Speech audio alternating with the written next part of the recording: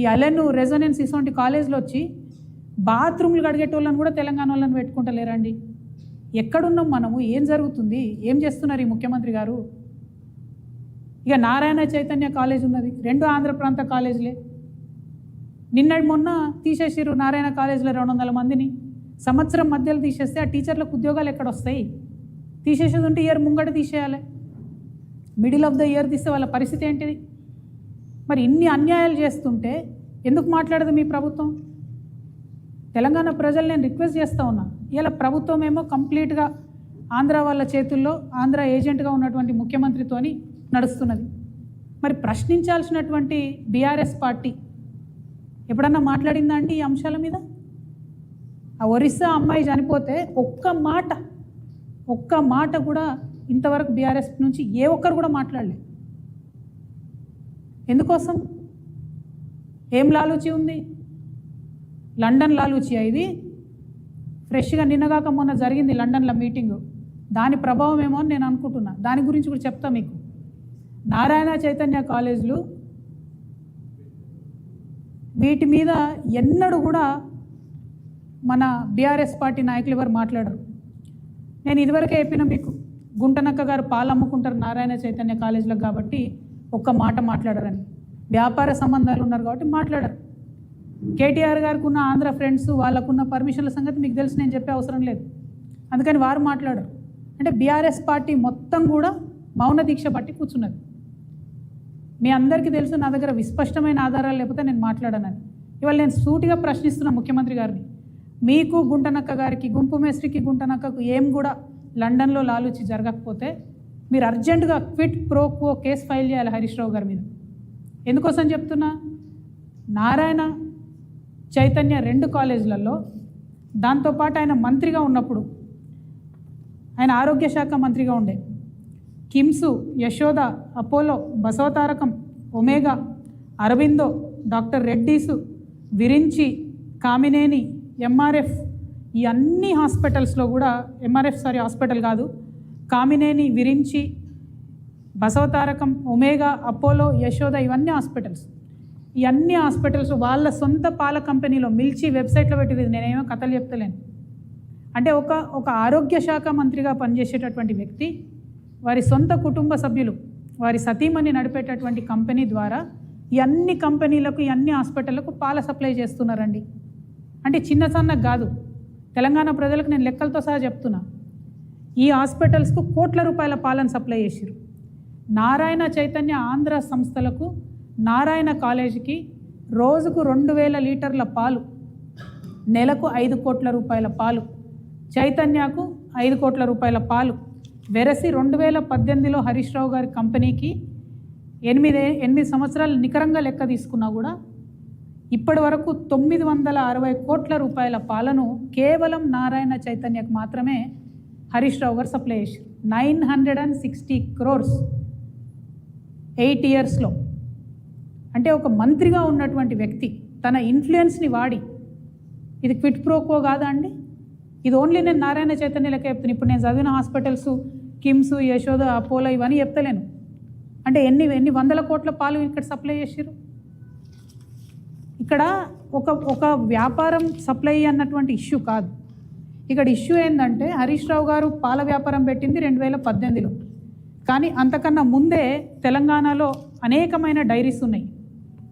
మస్కత్తి dairy 1965లో పెట్టింది, Karimnagar dairy 1971లో పెట్టింది, Jersey dairy 1986లో పెట్టింది, ముల్కనూర్ ఉమెన్స్ కోఆపరేటివ్ డైరీ 2002లో పెట్టింది, సుజలా డైరీ 2002లో పెట్టింది, వైష్ణవి డైరీ 2004లో పెట్టింది, మదర్ డైరీ ఇది ప్రజలు నడుపుకునేది, హయత్ నగర్, నల్గొండ, రంగారెడ్డి మిల్క్ యూనియన్.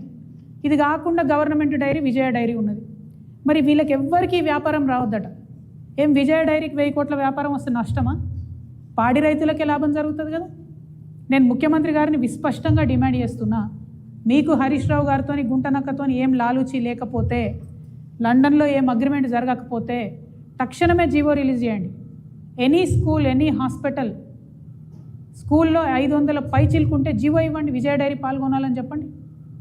ప్రభుత్వం భూమి ఇవ్వలేదండి యశోద హాస్పిటల్కి?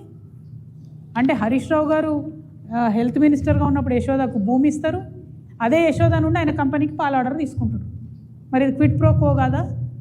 దీని మీద ఏం ఎంక్వైరీ జరగదా? చేయాలని చెప్పి నేను ప్రభుత్వాన్ని డిమాండ్ చేస్తున్నాను. ఇదంతా ఎందుకు ఇంతసేపు చెప్తున్నా నేను అంటే, బీఆర్ఎస్ పార్టీ కంప్లీట్గా కాంప్రమైజ్ అయిపోయింది. కోర్ వాల్యూస్ ఏవైతే ఉంటాయో, తెలంగాణ విలువలు ఏవైతే ఉంటాయో వాటిని పక్కకు వదిలిపెట్టింది. వ్యవస్థీకృతంగా అవినీతిని చేసింది.